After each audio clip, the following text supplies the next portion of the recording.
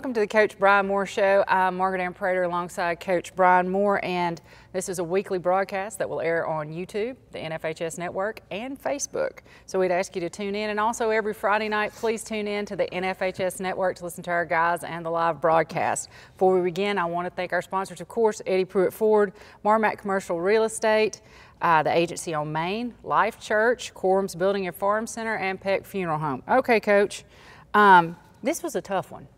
Usually I can watch a game, you can make some sense out of it. You got some ebb, some flow. Yeah. This game was different. There were times we were brilliant, and there were times when I was shaking my head, but you double up Decatur. Yeah.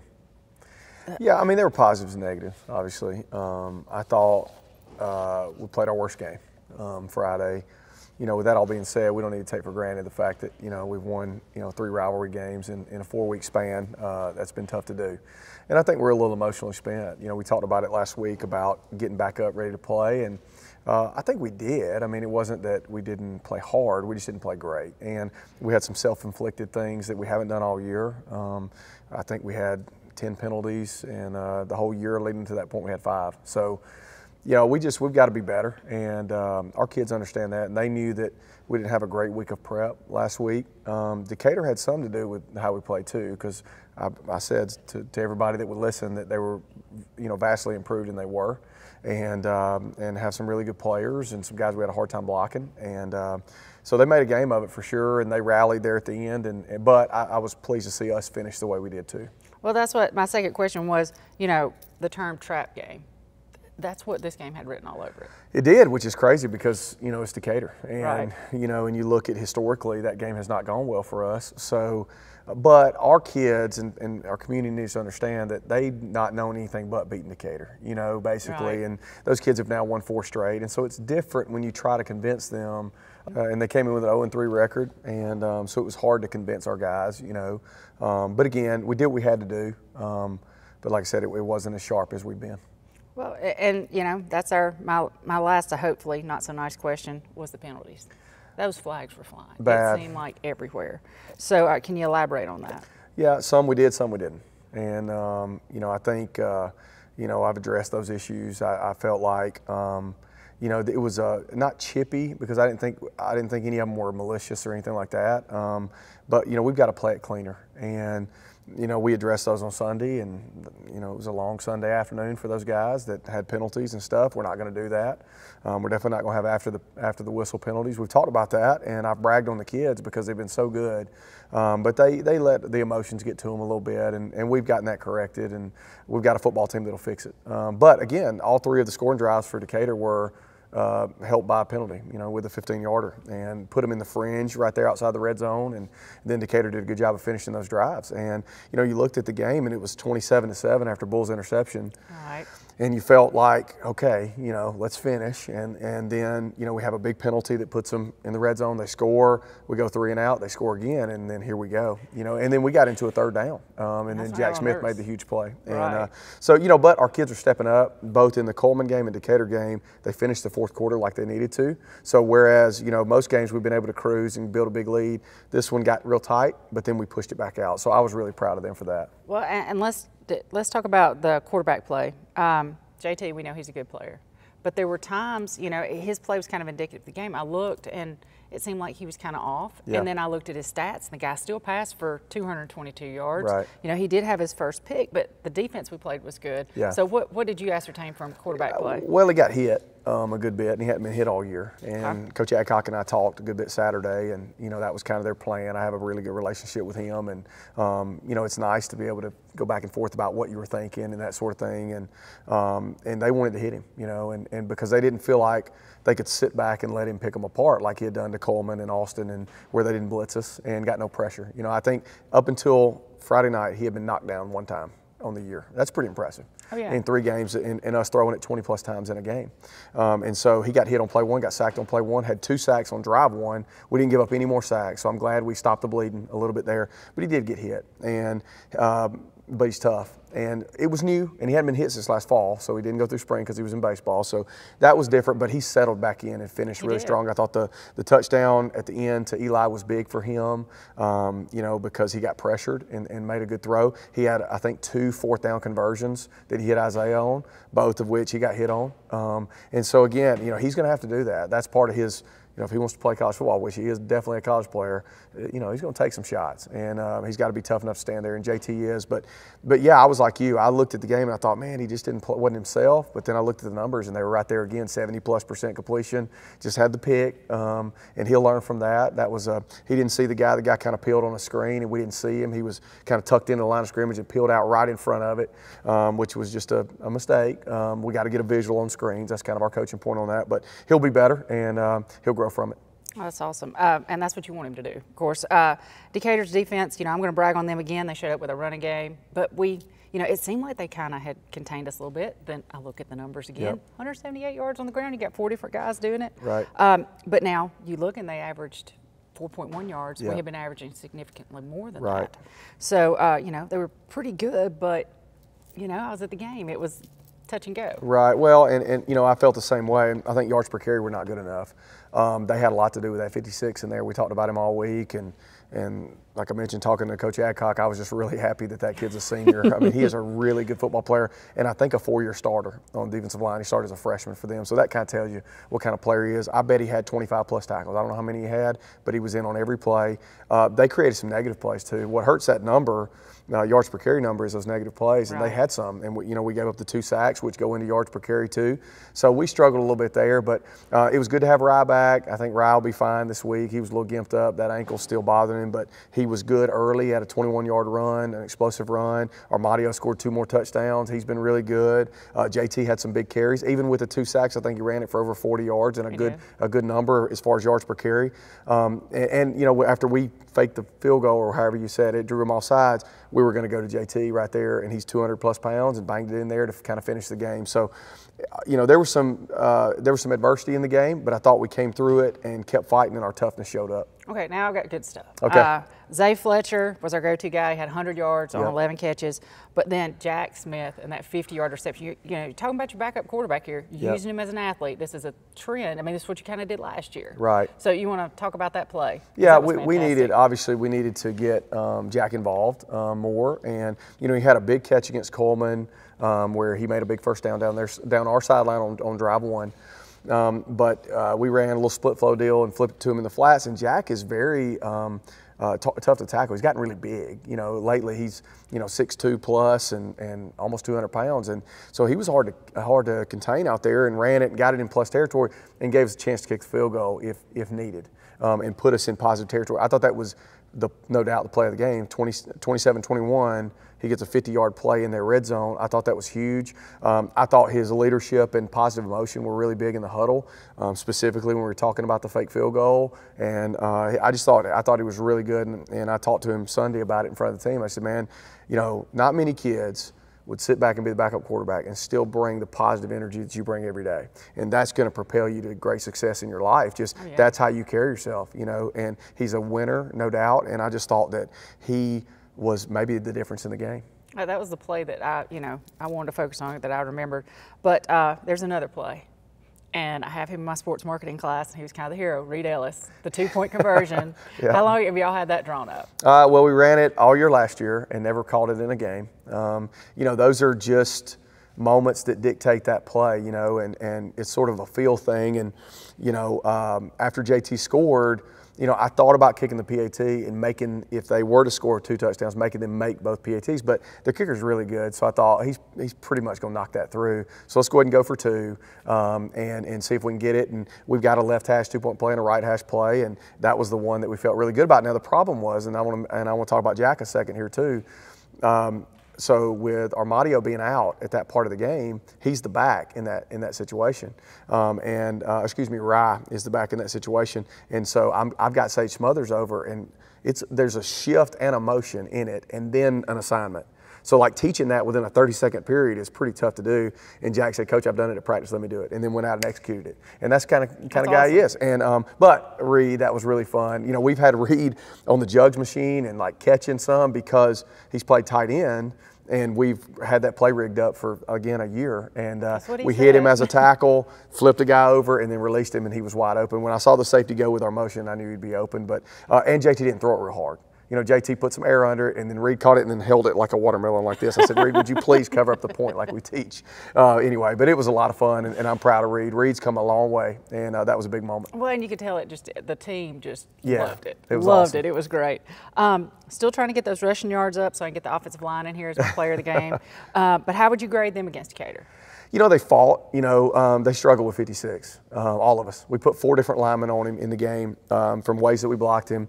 We went tackle oversets where Quattlebaum could block him and where Floyd could block him, and then we blocked him with Crittenden several times, and Tide went back on him a couple times. And, you know, and Coach Prater, every time they went under the tent, you know, he was like, I was like, what's going on? Because, you know, I can't watch the film like him. And he said, he's just whipping our tail. And but the kids fought him, though, now. It wasn't that. That kid's just really talented. And so, 4 of the 5 got on. The only one that didn't block him was Stinson. And but I thought, though, even with some struggles, that when we had to make the yard, we could. We had a couple of 4th down conversions. We had some 3rd and 1s that we converted. All of our red zone, goal line stuff, we finished in the end zone. We didn't have to settle for a field goal down there. So even though it wasn't perfect, we still got it done enough to have success. And that's what's important. That's right. We'll be right back. You're watching the Coach Bryan Moore Show. Hey folks, my staff and I here at Eddie Pruitt Ford would like to thank you guys. We're in our 37th year in business, and we'd also like to thank the Hartselle Tiger football team that the preparation they've put in for Coach Moore and his great staff, and especially our kids has worked so hard in the off season to get ready for another great season. Go Tigers!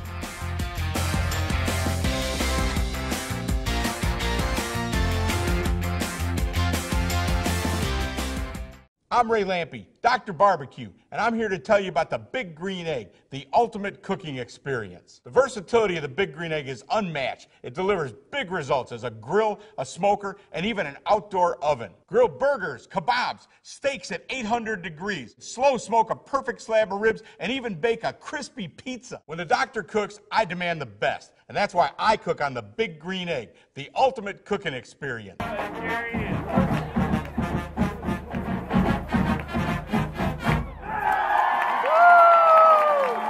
We're back with Coach Bryan Moore. Coach, let's go to defense.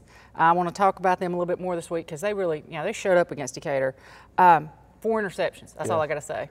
Yeah, big. We thought that we could finally, the first 3 weeks were heavy run, 2 tight ends, even wing T-like looks. And so all the things that we worked all summer against our offense, we weren't able to do. Some of the 3 deep stuff and some of the rotating stuff in the back end and some of the ways we push linebackers underneath receivers, which we got some picks out of, some flat droppers and stuff like that. I thought that was huge. And I told Coach Pell on Saturday, I called him after the Coleman game and I said, the cool thing is that now getting ready for Decatur, you can go to your whole call sheet. Your call sheet just got bigger because it's more traditional regarding 20 personnel, fullback, tailback, 3 receiver sets, and then the Dickman kick and throw it down the field. So you need to give them a bunch of looks. And I thought they did. He caught a great game.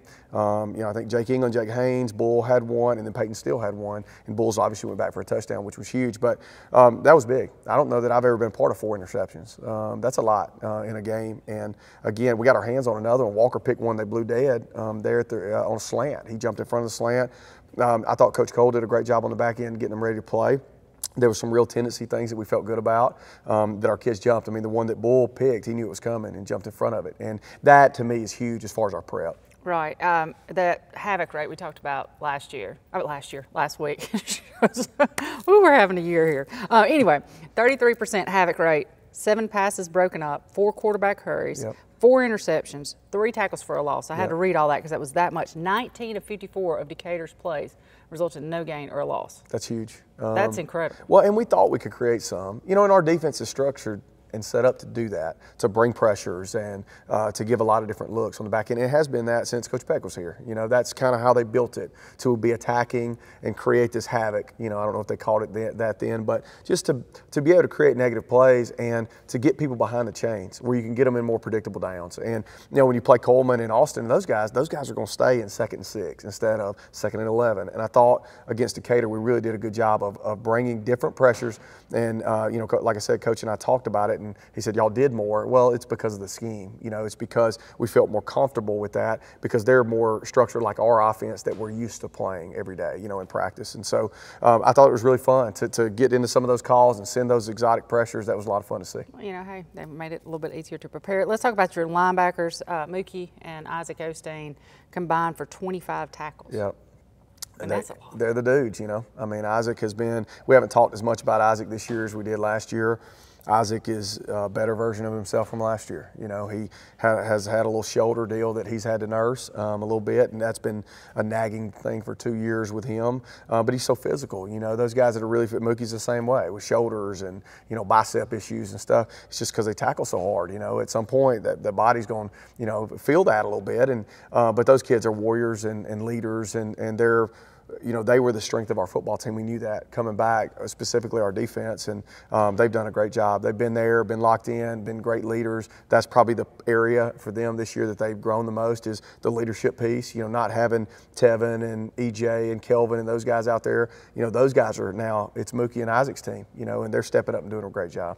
Well, and let's talk about Bull. He's our player of the game, had his first pick six, second interception. Yep. How is he seeing the field better? What is he doing to improve, you know, because he's seeming to be where the ball is all the time. He's got a knack for getting his hand on the football. You know, last year against Buckhorn, that was week 10, you know, he batted a ball or picked it and ran it back, and then against Briarwood, he had the tipped option ball for a touchdown. So now out of like 7 ball games, he's had 3 defensive touchdowns, right, if you think of it that way, and other interceptions. So he just naturally gets around the football. He's so talented. There were other things I thought Bull did really well too, as far as setting back. Like, we've worked real hard at DB receiver type 2-on-2 drills with, you know, blocking on the perimeter, and he's 220 pounds, man. He takes that guy and just puts him in the backfield, and that's something he didn't do last year. So I've seen his toughness show up, and then obviously his understanding of the game. You know, when Coach Cole says, hey, on 3rd and 7, they like to run this dig, well, then he jumped it, you know. And so that's a prep thing, and that's Bull being locked in. And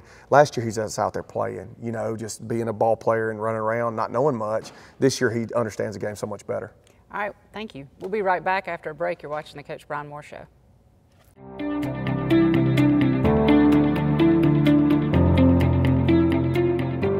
Hi, I'm Jenny Tankersley. I'm Dwight Tankersley. And I'm Jane Hampton, and we're your agency on Main. Local realtors here to serve you. One of our team members will be more than happy to find you that perfect home.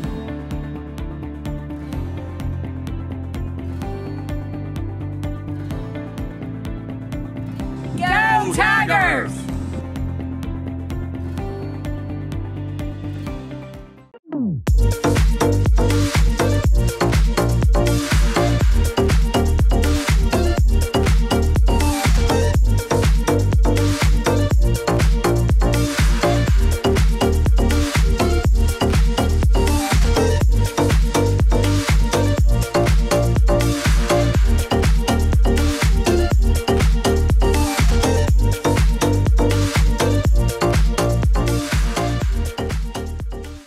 We're here with our player of the game, our Eddie Pruitt Ford player of the game, Bull Mazel. And Bull, I got a few questions for you. You got your 2nd interception of the year. It was a pick 6. It was a good job. Good job. Appreciate that. That's a good job. What do you think you've improved from last year that's allowed you to kind of see the field in a whole new way? I just feel like ever since, like, I've only played football for 2 years, and I only played where I play now for the last 4 games of the year last year, and going through a summer and a fall of playing there and getting more reps there and getting sharper there, I feel like that's really helped me because I understand it more, and I'm more defensively minded, I guess you could say. Okay, that's good. Because, you know, I'm going to go back to that. It took a bit for you to find this position because you were a wide out starting out. Then you went to linebacker. Now you're spur, which is kind of, if I understand correctly, it's kind of a blend between the safety and the linebacker. You can move kind of all over. So tell us about that journey. How did you end up getting moved around so much? Well, about week 6, I was talking with Coach Moore, and he didn't want my football experience to be bad. And he said that we needed a spot there, so I was the man up, and I just went and played it. I had a blast doing it. I love Coach Newton, and I love Coach Pell and all the defensive staff. And most all of my best friends play defense, so it was a good switch. That's awesome. Okay, so I'm going to pick on you. And I have you in class, and I kind of helped you. I told you a little bit about what I was going to ask you, but this one, I saved, okay? Because your dad is my broadcast partner and he encourages me to pick on you. So this is my question. In baseball, you always come out decorated like I've never seen. You have got the American flag, you got the shin guards, you got the batting gloves. We often have a bandana. You know, I'm waiting on a scarf to come out. I mean, something else. So what do you bring to football? Because we can't see it.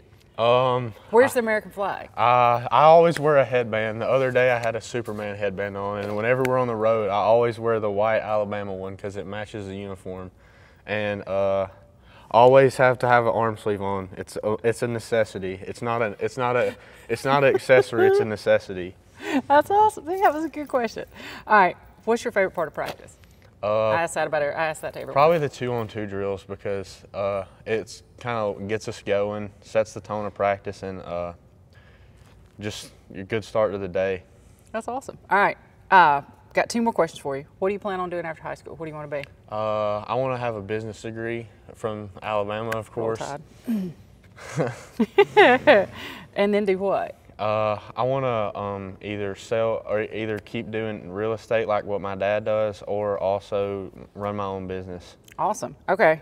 You've survived having my class twice, so this is kind of a me question. Which one do you like better, sports marketing or personal finance? I like, well, personal finance I've learned more in, but sports marketing I like better because we didn't do as much work. And we also, between every test, we had about a week, 3-day 30 for 30 experience. We had a 30 for 30, and I like watching those. Well, and you've only been in this class for 6 weeks, and you say you've learned more, so that gives me a little bit to work on as a teacher. But thank you for your time, and we'll be back next week with the Coach Bryan Moore Show. At Marmac Commercial Real Estate, our focus is providing service second to none. If you're looking to buy commercial property, development land, income-producing properties, or a farm, call the Marmac Commercial team. We provide service second to none. You can reach us at 256-214-2196 or 214-2227, or you can find us on our website at www.marmaccommercial.com. Peck Funeral Home is owned and operated by folks who live in the same communities they serve. Our employees are the heart of our business.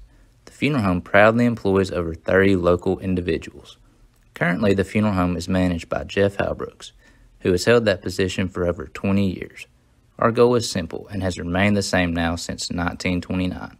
Peck Funeral Home strives to provide genuine service from the heart. All right, we're back with Coach Moore. Coach, this Friday's homecoming. You're playing a Columbia team that won their last game on October the 8th, 2015. So what do? You got your kids. We've got stuff going every night up here. Yeah. You're playing a depleted football team. How are you going to keep those guys focused?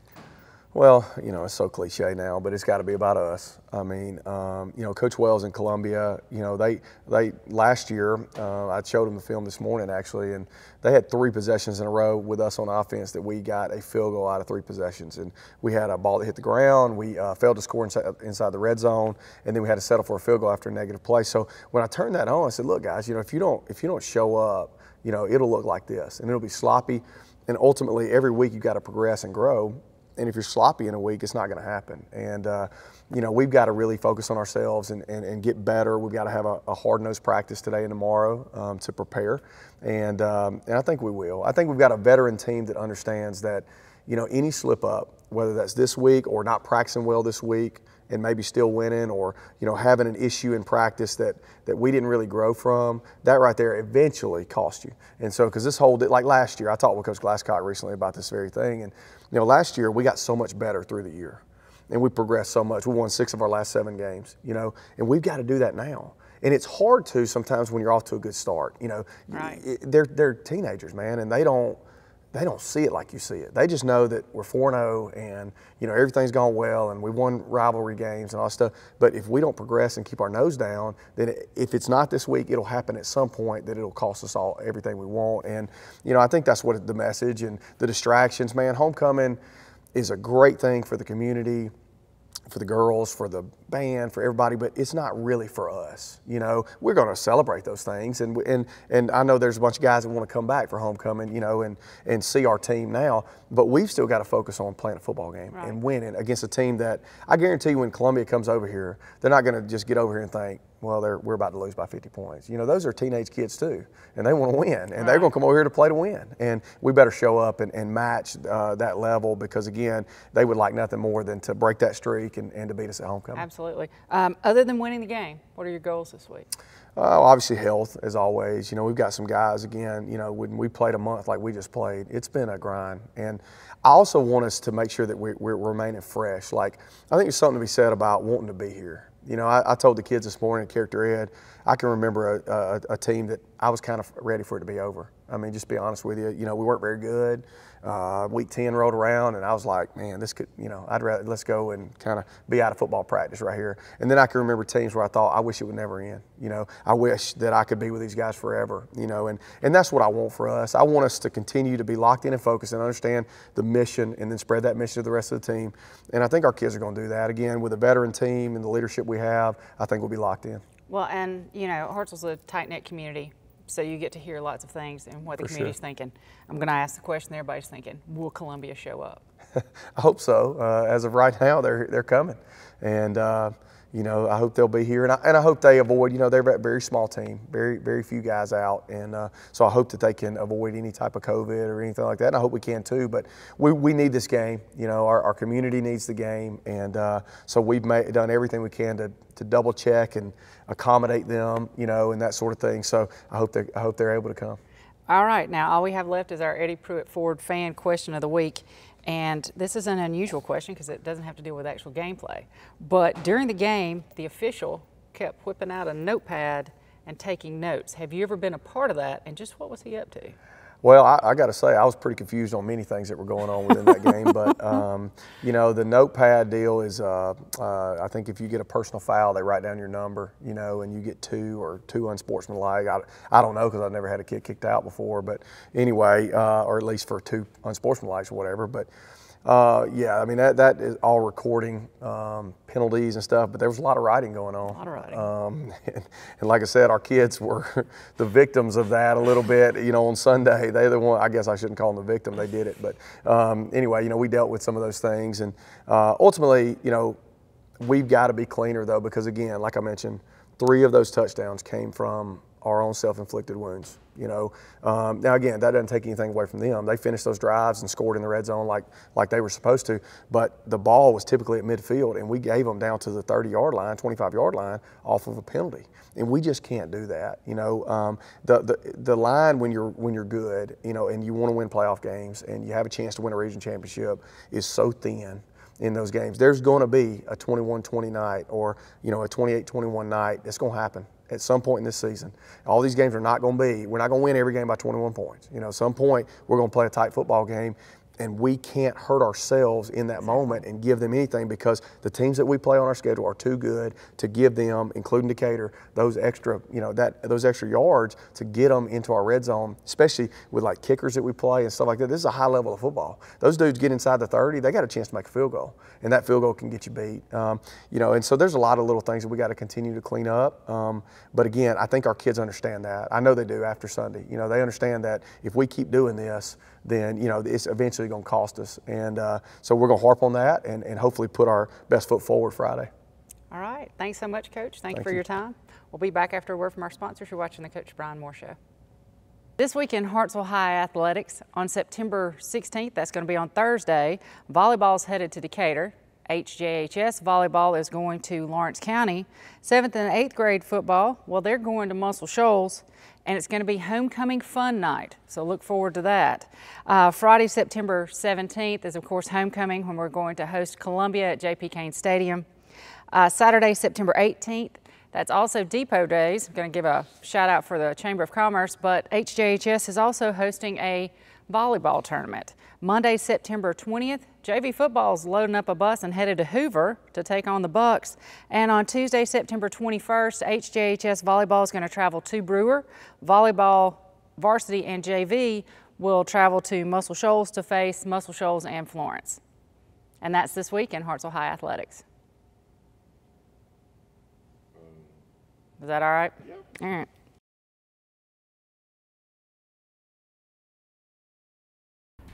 Hey folks, my staff and I here at Eddie Pruitt Ford We'd like to thank you guys. We're in our 37th year in business, and we'd also like to thank the Hartselle Tiger football team that the preparation they put in for Coach Moore and his great staff, and especially our kids has worked so hard in the off season to get ready for another great season. Go Tigers!